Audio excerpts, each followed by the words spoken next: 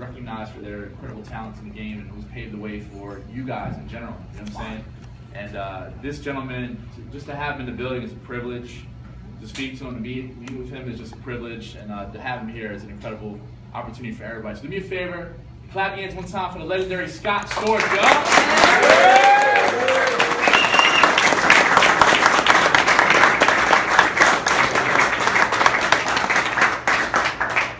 Yeah, man. So we repping 8 and 9. Make sure you guys hashtag at 8 and 9 so you can follow these guys as well. They always open their door to us, so it's an incredible opportunity. So this is the Behind the Rhymes interview with Scott Storch. Scott, in case these guys have been under a rock for the last 15 or 20 years, how did you get started in the music industry? How did you get started in your production game? You know what? I was a member of the Roots. I started in 1993 with them, a founding member of the Roots, and just marching on in Philly and playing live on the streets, borrowing power from stores on South Street. And we got a record deal in '93. Okay. What were some of the first pieces of equipment you bought as a music? MPC 60. Okay. Banged out. Were you a big sampler when you first started? No, not so much. I was always, that's the nature of what I do. It's like all live stuff. Okay. And working with the Roots, what type of creative chemistry did you guys have when you were putting records together, when you were actually in the studio? You know what? Everybody knew their part. Like, for me, it was always like the chords and the tone setter. I was on the bass, Questlove on the drums, Black Thought and Malik B on the vocals. And as far as what you've learned with working with them, how do you take some of that experience and take it with you when you're producing now? Well, you know what? Playing in a band is definitely something that gives you some depth to your production and understanding the way live bands work and stuff. And then just being around Questlove and watching them play the drums. So when I'm doing some stuff that has that boom bap, live sound versus the drum program stuff, it's like you get that it's subconscious. You realize it's in there somewhere. It just comes out. Just comes out, right? Yeah. So when you first coming up, who were some of the people that maybe you were inspired by or really looked up to in terms of production in general? When I first started making music, I was heavily into the native tongue sound with rap, like the Jungle Brothers, De La Soul, Tribe Called Quest. And it was, for me, early on in my writing and production career, I saw that as a good avenue for me because there was a lot of Fender Rhodes and piano stuff in there, versus sample. Okay. So creative approach-wise, when you actually go in the studio, you're ready to make records, maybe nobody's around, you're not with an artist specifically. What are some of the things that get you in the vibe, or what are some of the things you do first when you start to make a record? I love listening to old music. I like listening to stuff that has nothing to do with what I'm doing, and just letting all that stuff seep in. Okay. Any techniques you use when you look for new samples, or when you're getting creative? You know what? Sometimes it's just about finding the right tempo and the right groove, and just not overdoing something, overthinking it. If you gotta add a million things to make something sound hot, it's not right. The kick, the snare, and the center, the nucleus of it, the main chord thing, that should be doing enough right there. When did you realize this was it? You were going to be a producer, you were going to make music, you were going to be somebody who really was creative in general. What was the time in your career that you really felt that way? Man, I felt that way since I was a kid, man. Yeah? Because I was standing in front of the mirror playing the tennis racket. Nice. That's what it is. So let's talk about some of the new projects you got working on. You were just telling me some stuff out front. What keeps you inspired to make music, and where are you looking to go with your new sound or some of the new projects you have going on? You know what? I'm just coming into a new sound. I feel like I'm using all the new techniques and the way people are using vocal samples and new drums and how it sounds, but still applying the same techniques in terms of writing. And I've been doing it since day one. But it's just hot records are hot records. Very true. So let's get into a little bit in terms of some of your experiences. What do you think is the biggest piece of advice or the best experience you've had that you really you take with you almost every day when you're creating? You know what? I think it's something that Jay-Z told me one time at the Hit Factory. He told me, he said, people got to do what they do best and just always, use that as their weapon. And for me, it's the piano. So I just always try to emphasize and make sure I'm doing something smart on the piano. Right. We just Still Dre joint just played a couple minutes ago. Oh, word. You know what I'm saying? So it was a great segue into this. Do you ever look back and say wow, I really I can't believe I did that, or is there ever like an awe moment for you at this point? Yeah, I mean, I still, there's records that I'm proud of. There's records that are, just whatever to me. But that's still Dre is definitely one of them. Anything you can share with us that you learned working with Dre or experiencing working with Dre? Work ethic, and searching and striving for the highest standards possible, and not just if you're not like really blowing somebody away when you play a track, like it's just average. It has to be like every time. A lot of the guys in here obviously are doing it just starting out right now. Can you give them any advice in terms of when is a record finished for you? Like when do you feel like, okay, I'm done right now? It's hard to cut the umbilical cord, I think. But every beat's a baby, right? Yeah, right. Yeah. And it's difficult because I try and go into labor every day. You know what I mean? New beat, and that would be a completely new experience. But to answer your question, you know what? I think sometimes it just becomes a point where you hear it and you're like, I call it sandbagging something. Like when you stuff, there's no sand to it. Yeah. If you don't want to do that, you want to let it breathe. And I think it's important to not like try and make the track sound like it's finished before there's a vocal on it. Okay. Like I leave it and I'll do like 60–70% of the record, and then once the vocals are in there, you can do stuff in between the vocals that makes the magic, and it marries the vocal to the track. Well, in today's day and age, a lot of times you don't get a chance to be in the studio with the artist. I think you've had a lot of experience where you've been in the studio with the artist.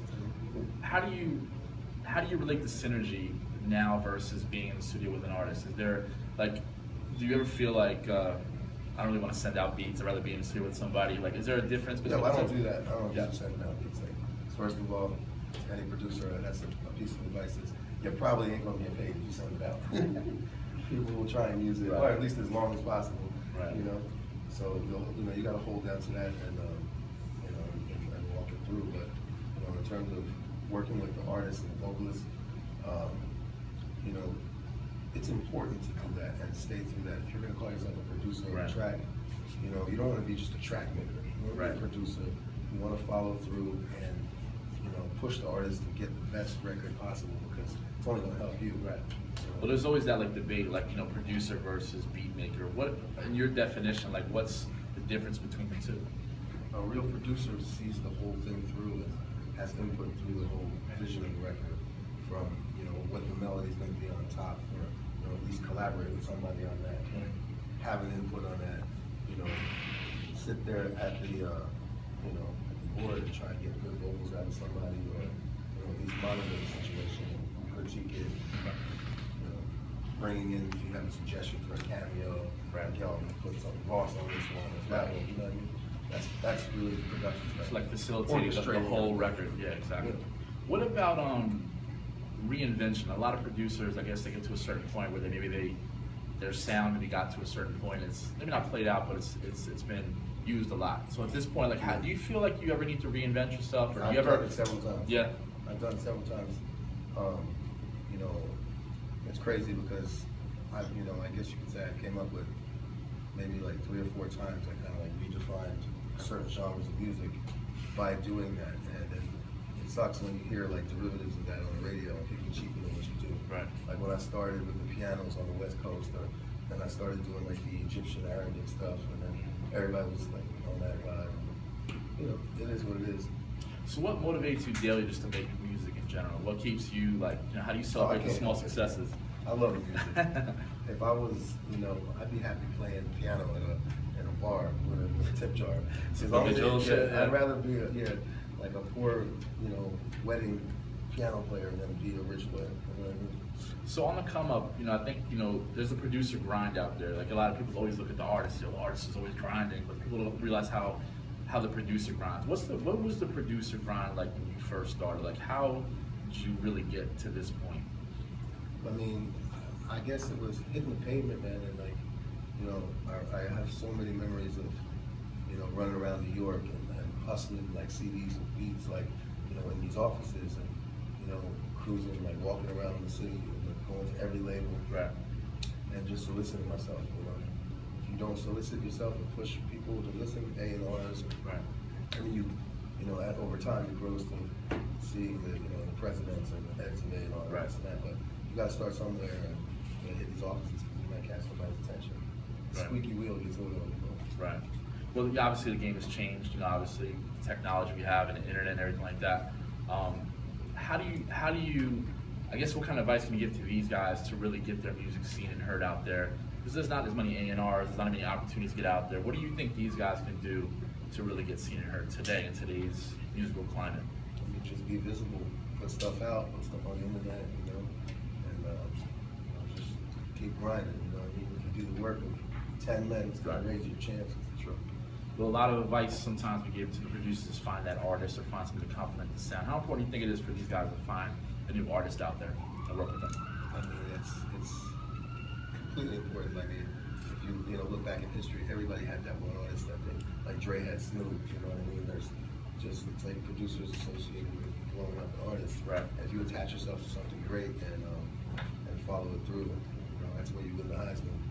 Sure. What do you feel is your greatest accomplishment to date? Greatest accomplishment? I guess, it's the volume. I guess I sold like 350 million records in my career. Wow.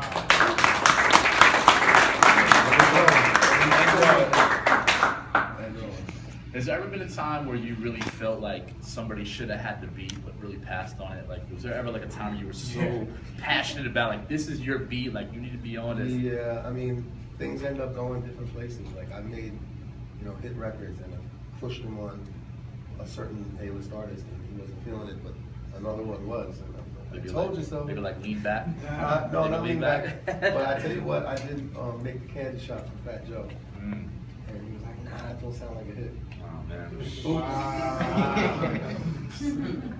I mean, when you're creative like that, you're thinking about different avenues, producers. Like, do you make like beats specifically, or did you at the time make them specifically for that artist?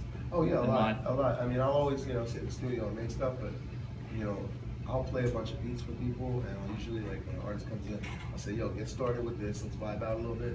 While you're cutting vocals, I'm gonna be in here coming up with another new one.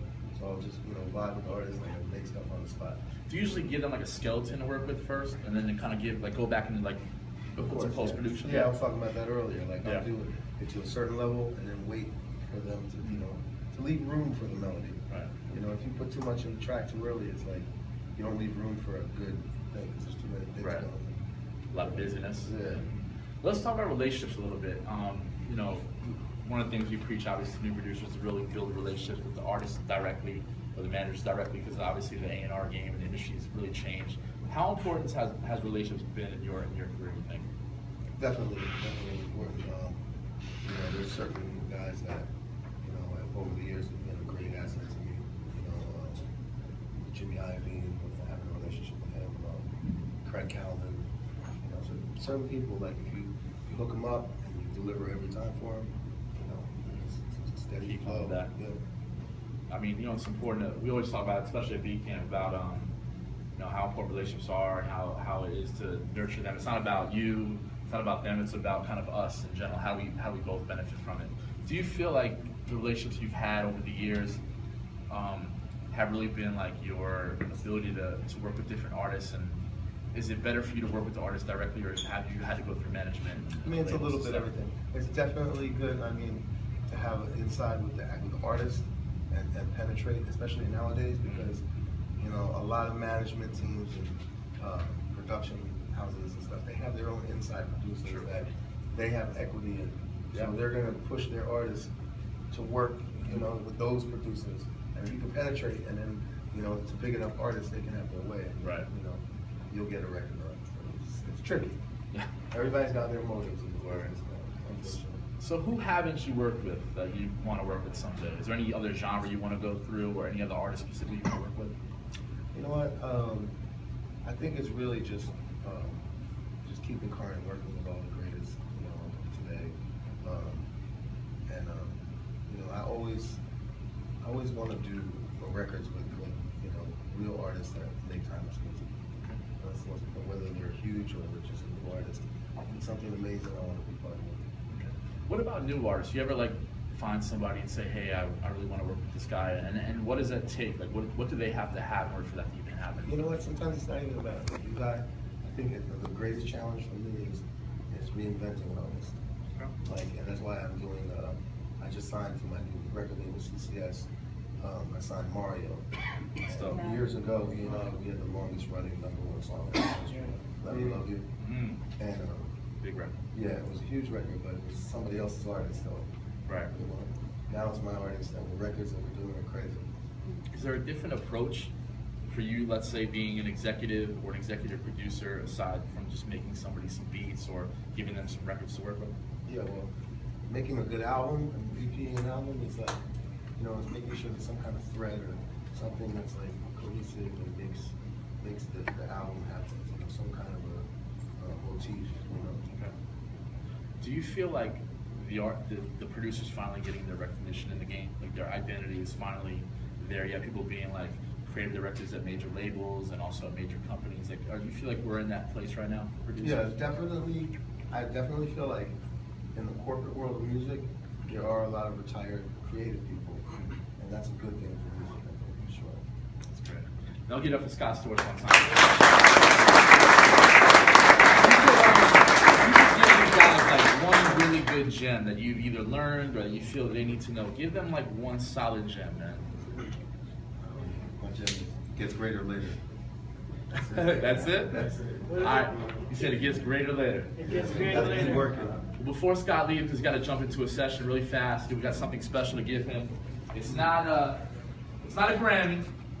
It's not the Producer of the Year award. Damn near a Grammy, baby. But it comes from producers for producers, and this is somebody we feel who's been extremely influential in the world of music in general, not just hip hop and not just music, but just somebody who's been influential in the culture of music as well. So we call this the Influence Award. It's the Legend in the Making Award. Y'all give it up for one time for my man Scott.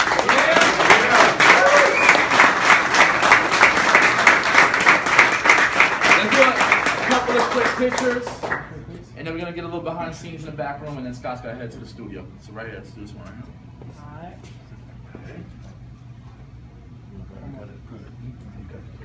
All right, come over here. And your Instagram is scottstorchofficial? Yes, sir. So make sure you tag everything at scottstorchofficial so we see what's going on. Yes. Appreciate everybody coming out for B Camp. You don't gotta leave yet, but unfortunately Scott's gotta make it to a session. We're gonna kind of rush him into the back room real fast. One more time for Scott Storch, man. And also one more time for Eddie Houston that made all this happen.